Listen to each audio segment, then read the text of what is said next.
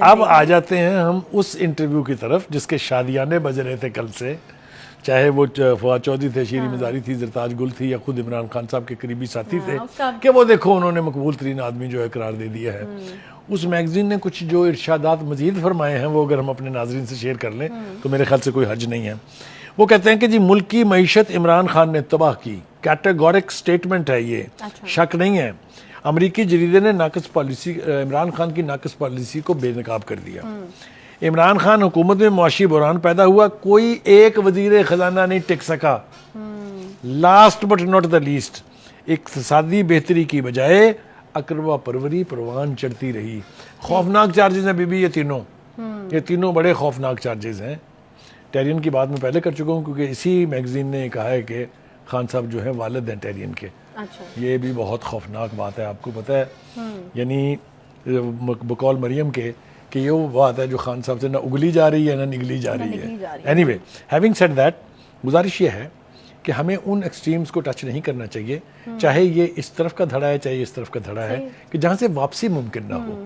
ہمیں اپنے بیانات، ہمیں اپنے اقدامات جو ہیں وہ اس احتیاط سے لینے چاہیے کہ ہمیں واپس مڑ کے شرمندگی نہ اٹھانی پڑے۔ تو آپ کو لگتا ہے کہ یہ جو وضاحت یا پھر مزید تفصیلات اس کو کہیں گے، ٹائم میگزین جو جریدہ ہے اس کے جو یہ مضمون کی ہے، اس کے آنے کے بعد کچھ کنفیشنز بھی آپ دیکھیے یہ چیزیں اگر یہ چیزیں جی واقعی ہمارے دور میں کوئی وزیر خزانہ نہیں ٹکا، یہ چیزیں اگر مسلم لیگ نون یا پی ڈی ایم کی حکومت کے بارے میں کہی ہوتی نا ٹائم میگزین نے، تو پی ٹی آئی کے سوشل میڈیا ہینڈلر نے وہ قیامت برپا کرنی تھی کہ آپ سوچ نہیں سکتے۔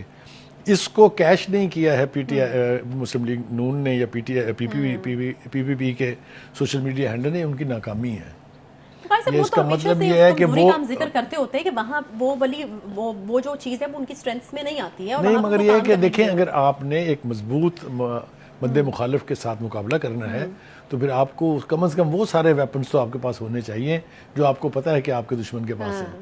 تو سوشل میڈیا کو اسٹرانگ نہ کرنے کا نتیجہ یہ ہے کہ اتنا بڑا مواد ہاتھ آیا ہو اور ایک لفظ ان کی طرف سے نہیں ہے۔ ابھی تک آپ نے کسی مسلم لیگ کی زبان سے باتیں سنی ہیں؟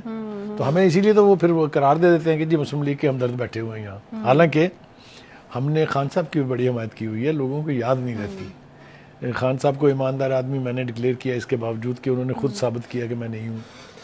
ہم نے بہت تعریفیں کی خان صاحب کی۔ تو یہ آپ کی طرف سے کنفیشن آ رہا ہے اب کہ میں نے غلط کہا تھا پہلے؟ نہیں، وہ مجھے اس لیے کنفیشن کرنا پڑ رہا ہے کہ ہمارے اوپر لاٹھی چارج میں کمی نہیں آتی کسی صورت بھی۔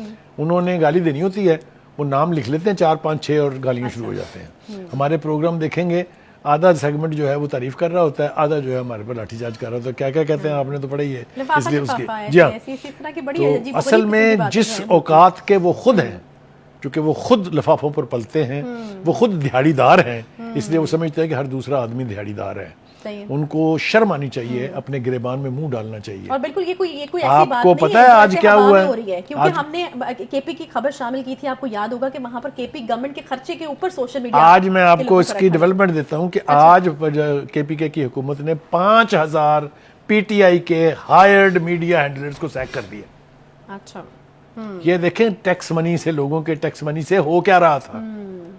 تو ہم تو بولتے نہیں ہیں اس کے اوپر، ہم جان بوجھ کے اوائڈ کرتے ہیں کہ ایسے کامنٹ، ورنہ ان کو آئینہ صرف دکھانے کی ضرورت ہے ایسے کر کے۔ یعنی آپ آئینہ دکھائیں، ان کے بد شکلیں اس آئینے کے اندر دکھائی دیں گی۔ بڑے آرام سے بیٹھ کے میڈیا کے، سوشل میڈیا کے حوالے سے تنقید کر دیتے ہیں۔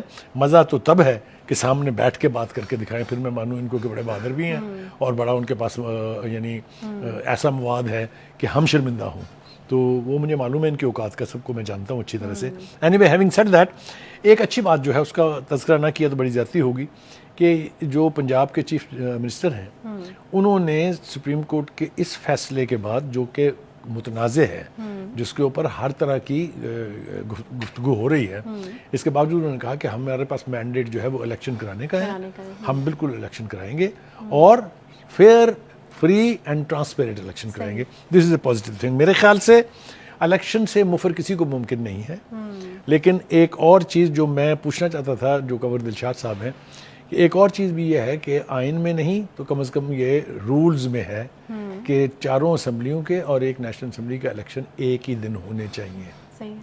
اگر اس کے اوپر یہ بیٹھ کے آپس میں گفتگو کے ذریعے اتحاد کر لیتے تو ملک کو اس ٹرمائل کا سامنا نہ کرنا پڑتا اور حالات میں جو کشیدگی ہے یہ نہ ہوتی, اس سے ہماری جان چھوٹ سکتی تھی. لیکن سب چونکہ میں نہ مانوں, یہ میں نہ مانوں والی ایک بڑی تاریخی مثال ہے. میں کسی وقت آپ کو آف ایئر سناؤں گا, پھر آپ ہی سے پوچھوں گا کہ کیا یہ آن ایئر سنا دینی چاہیے کہ نہیں.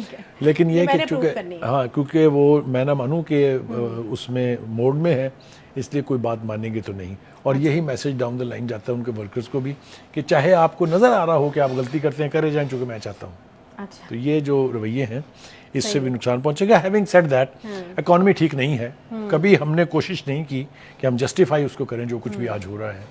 لیکن یہ پوتڑے جو پہلے پی ایم ایل این کی یا پی ڈی ایم کی لیڈرشپ اپنے بیانات میں کرتی تھی, وہ اب ٹائم میگزین نے آئینہ دکھا دیا ہے. یہ آپ کے سامنے, مطلب اس پہ مہر جو ہے یہ میں نے اور آپ نے گھڑا نہیں ہے, یہ چھپا ہوا ہے. ڈالر جی 288.50 کی بلند ترین سطح پر ہے اس وقت. دوسری طرف اگر آئی ایم ایف کے معاہدے کی بات کی جائے, کیونکہ یہ بھی کہا جاتا ہے کہ وہ معاہدہ جو ہے میچور ہو جاتا ہے یا پھر ہو جاتا ہے پاکستان کا آئی ایم ایف کے ساتھ, تو بھی چیزیں جو ہیں وہ بہتر ہونا شروع ہو جائیں گی. لیکن وہاں پر بھی بخاری صاحب ہم دیکھ رہے ہیں کہ مشکلات ہیں. حالانکہ سعودی عربیہ اور امارات نے جو ہے وہ فنڈنگ کا گرین سگنل دے دیا ہے. 2 ارب کی فنڈنگ سعودی عرب نے, 3 ارب ڈفرنٹ جو دوست ممالک ہیں ان کی طرف سے, لیکن پھر بھی آئی ایم ایف کی تسلی جو ہے وہ ہو کر نہیں دے رہی.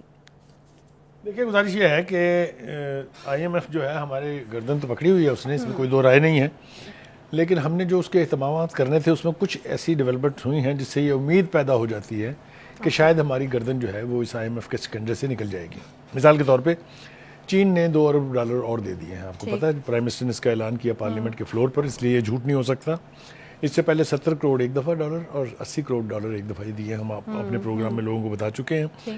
اور ایک اور احسان انہوں نے یہ کیا ہے کہ جو ان کا 2 سال کے لیے فکس ڈپازٹ تھا اس کا رول اوور 2 سال کے لیے اور کر دیا انہوں نے, کہ وہ بھی واپس نہیں مانگ رہے وہ. تو یہ اتنا بڑا ریلیف ہے صرف چائنا کی طرف سے.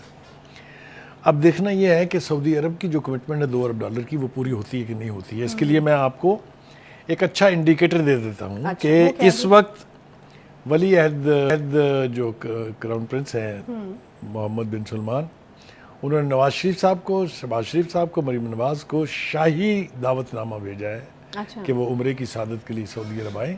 وہ 1 ہفتہ وہاں گزاریں گے. یہ کس کو میسیج دیا ہے یہ اس کی تفصیل کسی وقت بعد میں کریں گے ہم. لیکن اس وقت یہ دکھائی دیتا ہے کہ انہوں نے اپنی گڈ ول جو ہے وہ پلڑے میں رکھ دی ہے شریف فیملی کے, یا یوں کہہ لیجئے کہ پاکستان میں جو برسر اقتدار شہباز شریف صاحب ہیں ایز پرائم منسٹر, ان کے پلڑے میں.